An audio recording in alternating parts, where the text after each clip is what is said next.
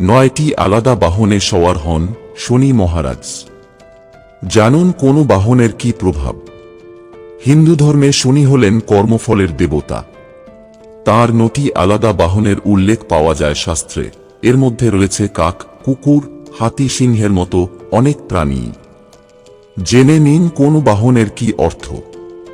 জ্যোতিষশাস্ত্র অনুসারে জন্মছকের নক্ষত্র, বার ও তিথি হিসেব করে জানা যায় যে ওই রাশিতে কোন বাহনে সওয়ার হয়ে গোচর করছেন শনি।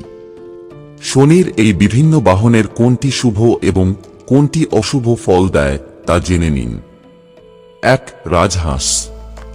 শনির সব বাহনের মধ্যে রাজহাঁস বাহন সবথেকে শুভ বলে মনে করা হয়। শনি যখন কারোর জন্মছকে রাজহাঁসে সওয়ার হয়ে গোচর করেন, তখন সেই ব্যক্তির প্রচুর উন্নতি হয়, মান সম্মান ও সমৃদ্ধি লাভ হয় জাতকের। 2. শেয়াল। শনির বাহন যখন শেয়াল, তখন অশুভ সময় চলছে বলে মনে করতে হবে। এই সময় নানা ক্ষতিকর ঘটনা ঘটতে থাকে। বিশেষ করে শনি শেয়ালে সওয়ার হয়ে গোচর করলে জাতকের বড় আর্থিক ক্ষতি হওয়ার আশঙ্কা থাকে। 3. মহিষ। শনি দেবতা মহিষে সওয়ার হলে তার মিশ্র ফল পাওয়া যায়। এই সময় জাতক শুভ ফল লাভ করেন, কিন্তু তার জন্য পরিশ্রম ও চেষ্টা করতে হয় তাকে। 4. কাক। কালো কাকই শনির বাহন হিসেবে সবচেয়ে পরিচিত। শনি দেবতা কালো কাকে সওয়ার হলে পরিবারের সদস্যদের মধ্যে অশান্তি ও গোলমাল দেখা দিতে পারে।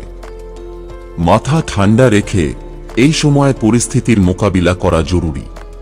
5. হাতি। শনির বাহন হিসেবে হাতির ভূমিকা বেশ শুভফলদায়ী। শনি হাতিতে সওয়ার হলে জাতকের জীবনে নানা ভালো ঘটনা ঘটতে থাকে। 6. সিংহ।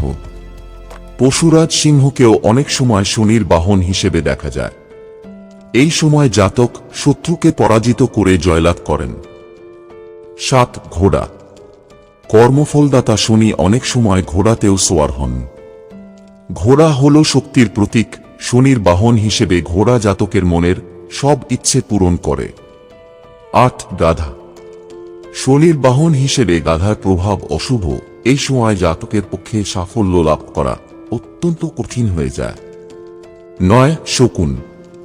শনি দেবতা যদি কুকুর বা শকুনের পিঠে গোচর করেন, তবে তা অত্যন্ত অশুভ বলে মনে করা হয়।